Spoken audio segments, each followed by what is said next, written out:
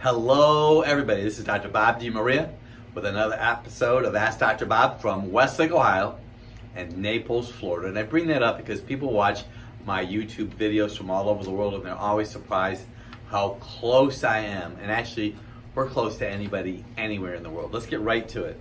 Dr. Bob, my husband has high blood pressure and he also has MS. Please help. Okay, this is what I would suggest that you do. The essential fatty acid test. We can do that with a company called LabCorp. I just got one back from somebody who's having some emotional issues and all of his oil levels were really, really low. We've helped MS with vitamin D in the right oil. In reference to the high blood pressure, usually but not always, a need for magnesium, but also could be from too much adrenaline possibility, too much stress in the life, not enough water.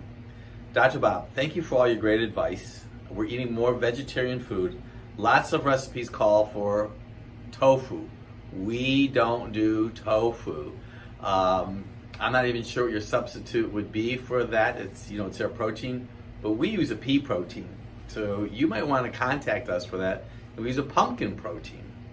You might want to try red quinoa. You might want to try kale as a source of protein, but no tofu.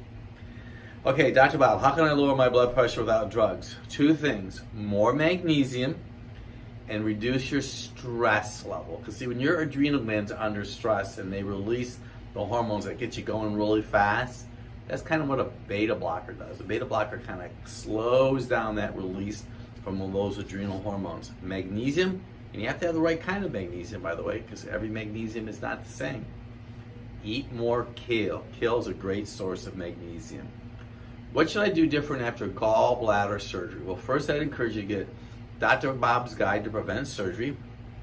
Read the gallbladder chapter because you need to keep your bile thin, and we use a product that has bovine bile in it.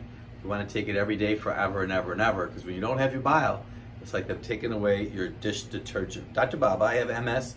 I'm confined to a wheelchair. Any help? I'm 64.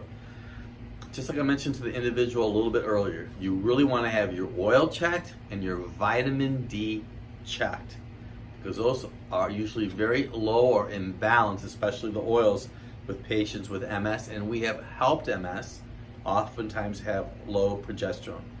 Dr. Bob, my question, is it possible to get a fever, blister, cold sore that is non-sexually contracted? Yes. I started getting cold sores when I was in the 3rd grade.